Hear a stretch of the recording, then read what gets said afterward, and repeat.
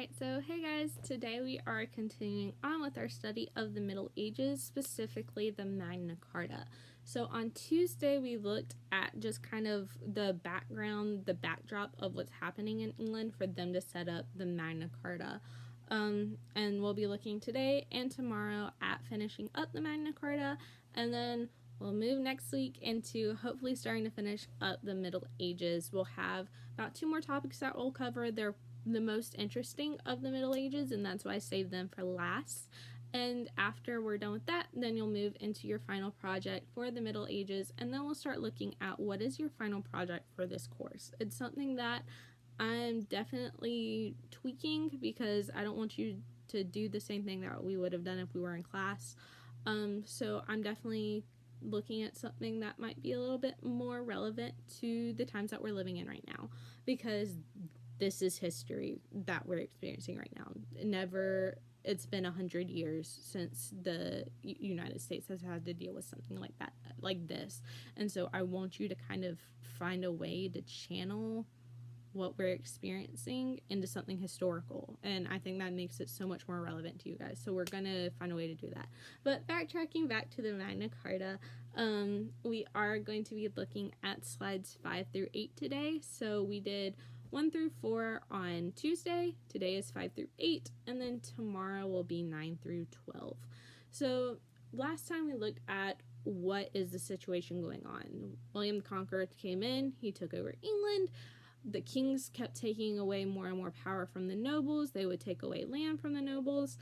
King John comes on the scene. He starts raising taxes of all these nobles, and he starts taking away their land as well.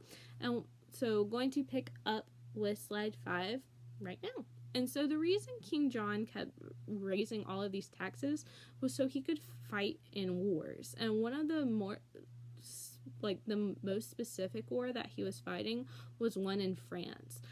It was a war that he was drastically losing, and so he needed to find ways to keep paying for his soldiers to be there, for their equipment to be kept up, all these things. And so he needed money, and so that's why he was constantly raising these taxes. And so finally King John is going to be what's known as excommunicated from the church. And if you're excommunicated, what that means is that you're essentially expelled from the church for not following the rules that they have set up. And it's a really big deal during the Middle Ages to be excommunicated, because their belief was that if you weren't a part of the church, then you weren't going to get into heaven when you died. You weren't going to get to experience that eternal life that was preached about. And so you didn't want to be excommunicated. So the fact that King John that's like saying, forget you, you're not gonna get to live forever because of all these terrible things that you're doing on earth right now. So what King John is going to do as a way to kind of retaliate from the fact that he is excommunicated is he's going to replace archbishops in the church without the Pope's permission. So the Pope's kind of in charge of the church, and then he has these managers, essentially, if the Pope's the boss, and these archbishops are his managers, and he's going to take out the ones that the Pope put in, and he's going to put in his own guys, and he's going to place a lot of heavy taxes on the church as well to pay for the wars that he's fighting, because he's like, okay, if I can't be part of the church, then you're gonna have to pay for what I'm doing. So he's like, forget y'all. And so finally we're going to see the Magna Carta come on the scene, and the Magna Carta is going to be a document. It's similar to like what we have with the Constitution, but it is just a government document that's going to give certain rights to the English people, and it will also start to limit the power of the king, because King John has let all this power go to his head, and so have the kings before him, but King John's kind of that last straw. And so King John will sign the Magna Carta with the nobles there present. They kind of are like, hey, either you gotta do this, or basically they've threatened his life, and so he agrees to sign it. So the nobles came up with the Magna Carta. They wrote the Magna Carta in order to limit the king's power, and it stated that the king must follow the laws. So if the king made a law, he expected everybody else to follow it, but since he was the king, he didn't always have to follow it. He could kind of do whatever he wanted. And so the Magna Carta is going to make that not possible anymore. Now he's going to have to follow the laws as well. And the Magna Carta will also give nobles the rights to declare war on the king if he doesn't follow the document. And so you're the king and you have all these important people getting ready to fight against you, the important people have closer ties to the soldiers and they have closer ties to the peasants, and so they're all going to fight with the nobles and not necessarily the king, and so it's not going to end well for the king. He's going to lose his power, he'll probably lose his life, and so it will also, so he agrees to sign the Magna Carta, King John does. The Magna Carta will also form the Great Council, which is going to be a group of nobles that do work for the king, that do advise him, kind of give him like different advice about how he should go about certain issues.